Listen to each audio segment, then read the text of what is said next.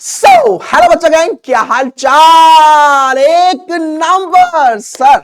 और आपके सामने हाजिर है आपके गब्बर सर। कैसे हो गब्बर आर्मी? उम्मीद है आप लोग सभी मस्त बेहतरीन सुपर और मक्खन मलाई होंगे, जैसे कि आप हमेशा रहते हैं। तो बेटूस फटाफट से कमेंट सेक्शन में लिख देना बाद में हैशटैग रौला ऑन द टॉप। गप्पू भैया आ चुके हैं, गब्बर सर आपके आ चुके हैं कंसेप्ट को देने टक्कर, क्योंकि आपके साथ है गब्बर। तो एक कॉर्पोरेट अकाउंटिंग का ऐसा चैप्टर जिसमें बच्चे बहुत ज्यादा परेशान रहते हैं, कंसोलिडेशन। बहुत बार शुरुआत में भी अभी भी मुझे लगता है कि पता नहीं क्यों इस बार दिसंबर के एग्जाम में जो आईसीएसआई है वो इस चैप्टर में से 10 से 15 नंबर का शायद क्वेश्चन दे सकती है। मेरी अंदर से गट फीलिंग ऐसी कह रही है।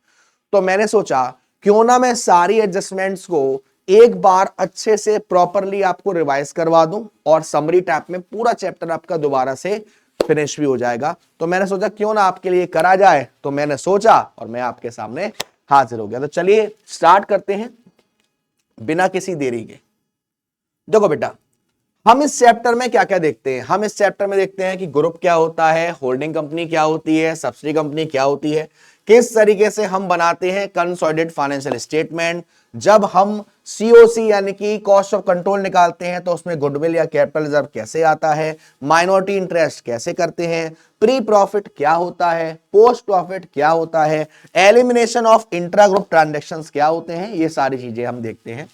तो चलिए स्टार्ट करते हैं। सबसे पहले होल्डिंग कंपनी क्या होती है?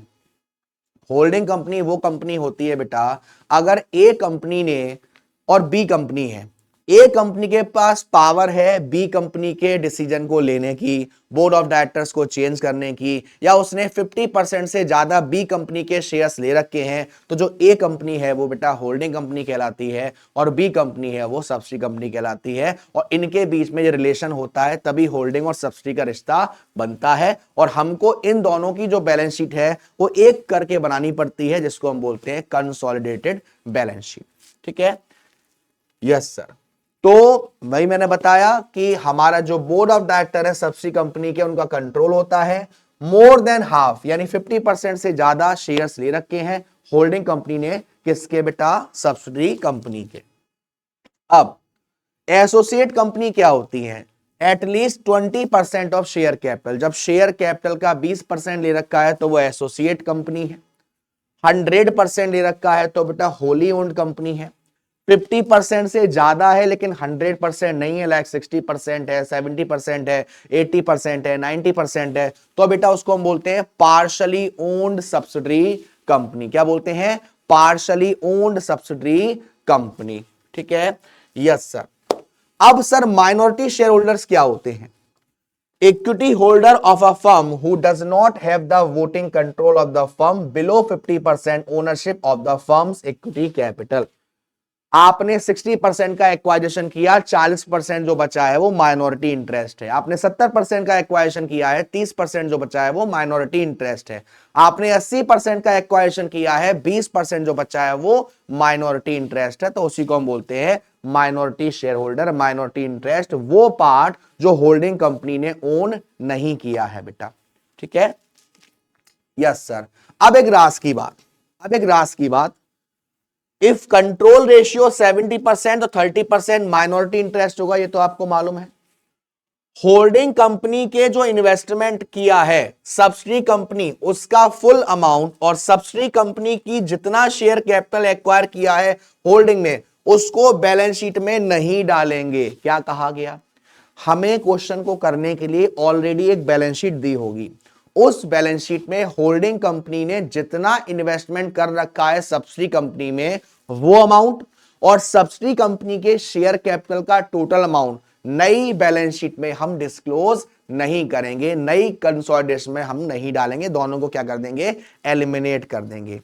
सबसे पहला है स्टेप 1, कंट्रोल रेशियो कैलकुलेट करना। सर कंट्रोल रेशियो क्या होता है बेटा? कंट्रोल रेशियो का मतलब है जहां पर हम यह पता करते हैं कि होल्डिंग कंपनी ने सब्सिडी कंपनी में कितना परसेंट एक्वाइजेशन किया है।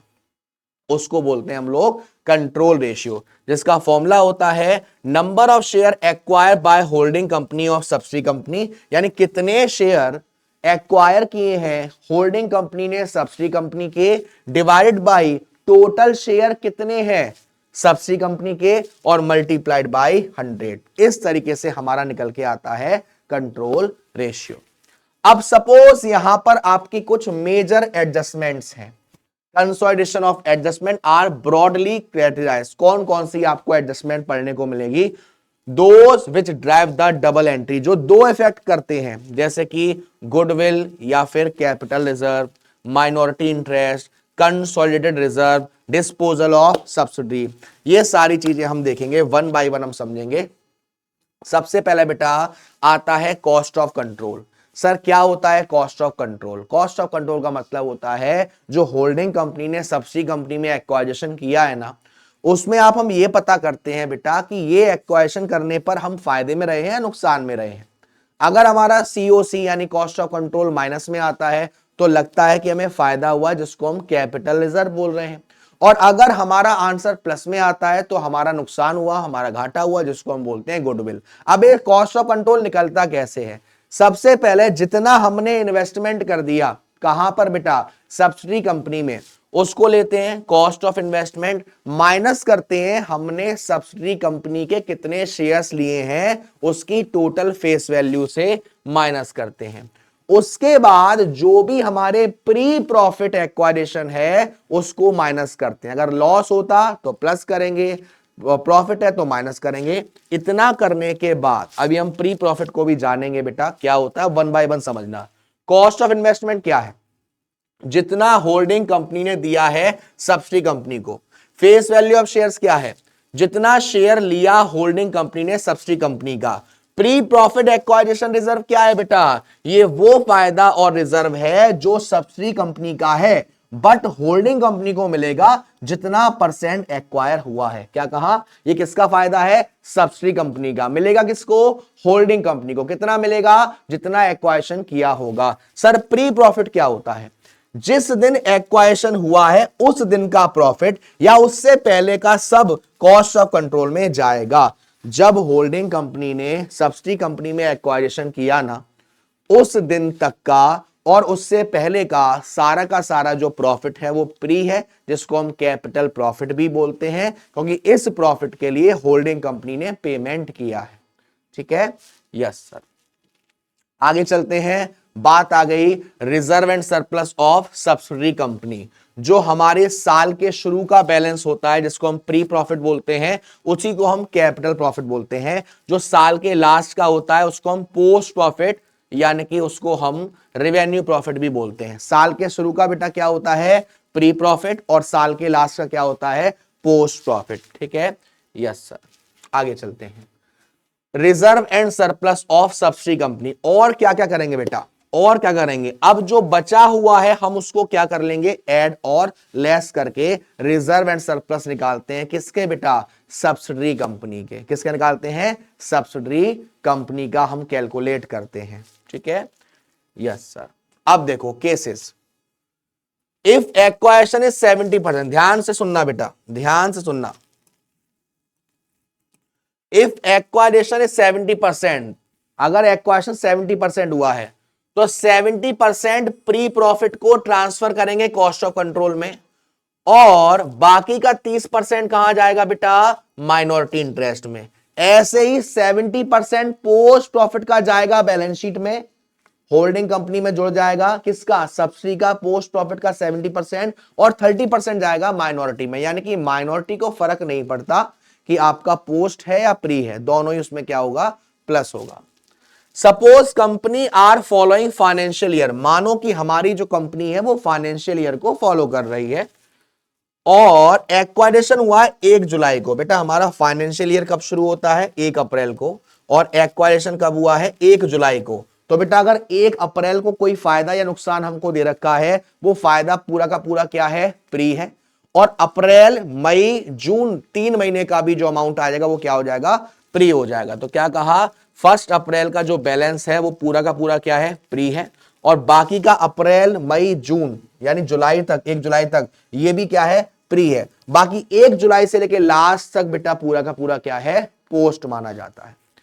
If cost of control come positive then this is goodwill. अगर आपने सीओसी की कैलकुलेशन करी, अगर आपने कॉस्ट ऑफ कंट्रोल की कैलकुलेशन करी और कैलकुलेशन करने के बाद आंसर जो है वो प्लस में आ रहा है, तो इसका मतलब गुडविल निकल के आई है, नई बैलेंस शीट में वो एसेट्स में जाएगी। अगर आंसर माइनस में आ रहा है तो आपका फायदा है, जिसको हम बोलते हैं कैपिटल रिजर्व, नई बैलेंस शीट में लायबिलिटी का पार्ट बनेगी बेटा। अब एडजस्टमेंट रिवैल्यूएशन ऑफ एसेट्स, ये बहुत बार पूछी जाती है, बच्चों ने भी इसको बहुत बार पूछा है, बहुत बार इसमें दिक्कत आती है। रिवैल्यूएशन ऑफ एसेट्स की एडजस्टमेंट, देखो बेटा सबसे पहले हमें क्वेश्चन में जो होल्डिंग कंपनी है वो अपनी जो एसेट्स हैं सब्सिडी कंपनी की उसको रिवैल्यू करती है। सपोज 1 अप्रैल को किसी के एसेट्स की वैल्यू है 4 लाख रुपए। अच्छा, मैंने इसको एग्जाम्पल भी दिया था। हाँ देखो बेटा, ये एक एग्जाम्पल है। सपोज 1 अप्रैल को जो सब्सिडी कंपनी है उसकी एसेट्स 4 लाख की शो हो रही है और साल के लास्ट में उसकी वैल्यू 3,80,000 शो हो रही है। अगर आप इसको देखेंगे तो यहां पर साफ साफ दिख रहा है कि 20,000 का क्या है, डेप्रीशिएशन है। और अगर मैं परसेंटेज निकालूं तो 20,000 divided by 4 lakh multiplied by 100, 5%, यानी डेप का परसेंटेज क्या है, 5% का डेप लग रहा है, कोनो दिक्कत वाली बात नहीं है। अब होल्डिंग कंपनी को शक हुआ, होल्डिंग कंपनी ने कहा कि यार मैं कैसे मान लूं कि वो 4 लाख की है, मैं उसकी वैल्यू को रीवैल्यू करूंगा। और जब उसने एसेट्स की वैल्यू को रीवैल्यू किया तो पाया कि भैया वो 4 लाख नहीं थी, वो तो 4,40,000 है। वो 4 लाख नहीं है, वो 4,40,000 है। तो बेटा 40,000 का तो ये फायदा है, ये फायदा कहां जाएगा, प्री है। जितना एक्वायशन हुआ है उसका परसेंटेज सीओसी में, बाकी का माइनॉरिटी में। जब आप नई बैलेंस शीट बनाओगे तो एसेट्स में 40,000 प्लस हो जाएगा। प्लस बेटा अब डेप कितना लगना था, अगर मैं इसका 5% करूं, अगर मैं इसका 5% में करता हूं बेटा तो कितना आएगा, 4,40,000 का 5%, 22,000 आएगा।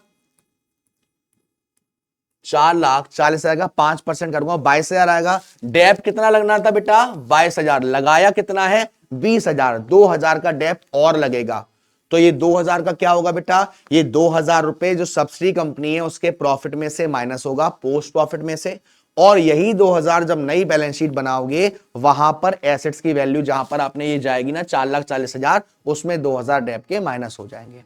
ऐसा होता है जब इंक्रीज होगा बेटा, ठीक है। यस सर, अगर बेटा आपको क्वेश्चन में डिक्रीज वाला है, अगर आपको क्वेश्चन में डिक्रीज वाला है, ठीक है, तो क्या करेंगे। सपोज एसेट्स की वैल्यू 1 अप्रैल को 4 लाख है और 31 मार्च को 3.5 लाख है। कितना डेप लगा बेटा, 50,000।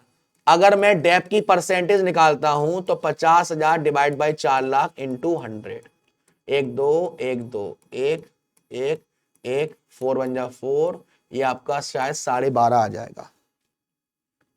50,000 डिवाइड बाई 4 लाख इंटू 100, हाँ बेटा 12.5% का डेप लग रहा है, ठीक है। Yes sir. अब जो होल्डिंग कंपनी है उसने दोबारा से रीवैल्यू किया और रीवैल्यू करके पाया कि उसकी वैल्यू 1 अप्रैल को 4 लाख नहीं थी, उसकी वैल्यू थी 3,80,000, यानी 20,000 का क्या हो गया, लॉस हो गया। ये लॉस प्री लॉस है, तो सीओसी में प्लस होगा जितना एक्वायशन हुआ है और माइनॉरिटी में माइनस होगा जितना एक्वायशन हुआ है, ठीक है। सॉरी, जितना बच गया उतना। बाकी का जब नई बैलेंस शीट बनाओगे वहां पर वैल्यू अब 4 लाख नहीं जाएगी, वहां पर वैल्यू जाएगी अब 3,80,000। लेकिन बेटा आपने डेप कितना लगाया है, 12.5%। आपको डेप लगाना था 3,80,000 का 12.5%, यानी 47,500। डेप लगा कितना दिया, 50,000, 2,500 डेप ज्यादा लगा दिया।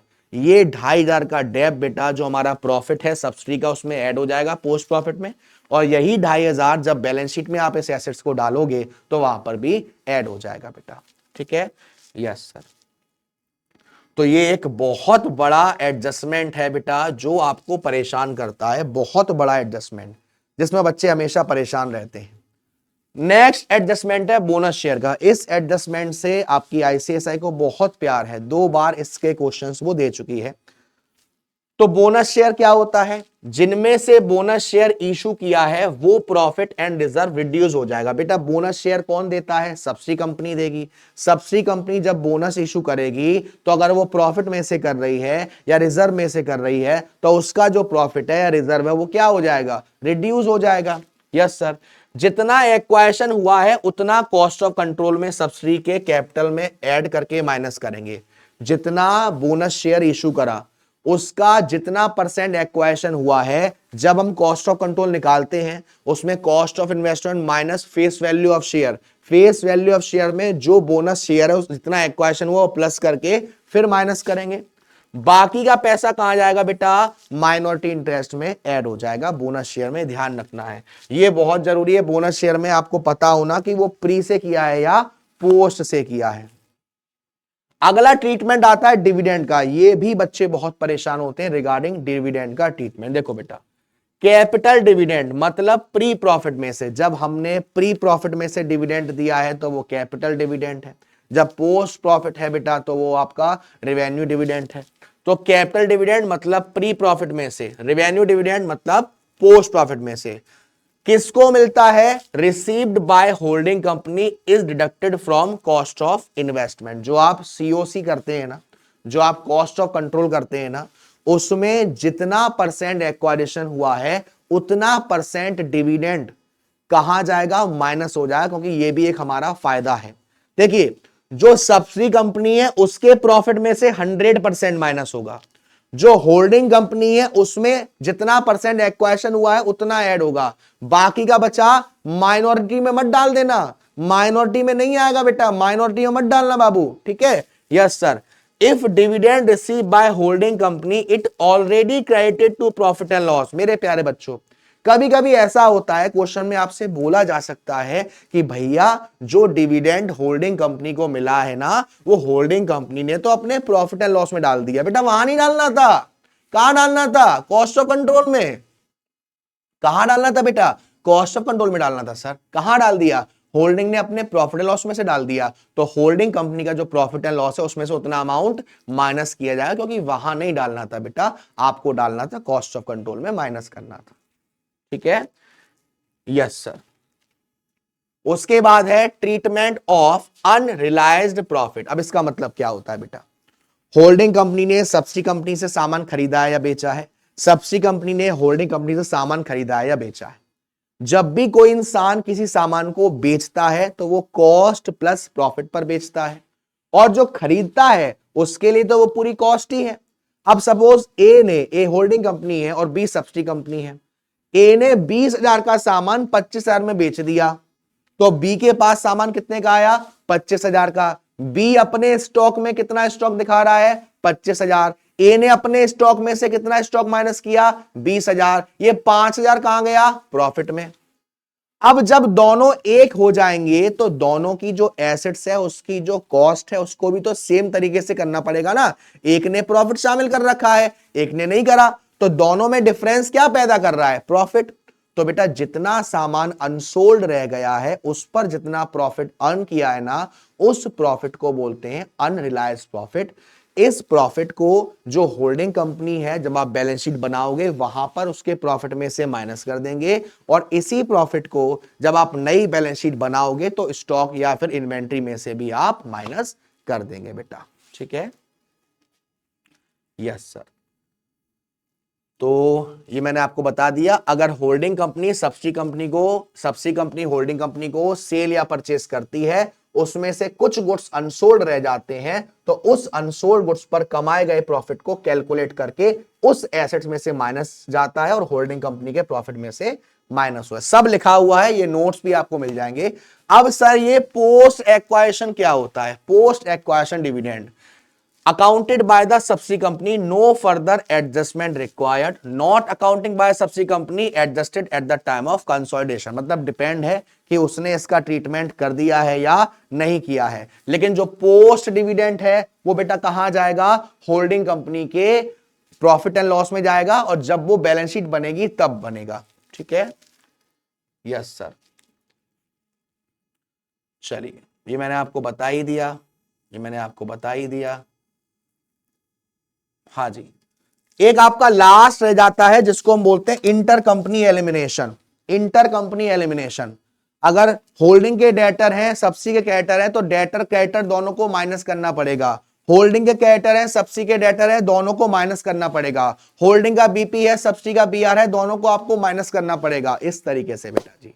तो आई होप सो कि ये छोटी सी वीडियो आपके लिए बहुत ज्यादा हेल्पफुल रही होगी।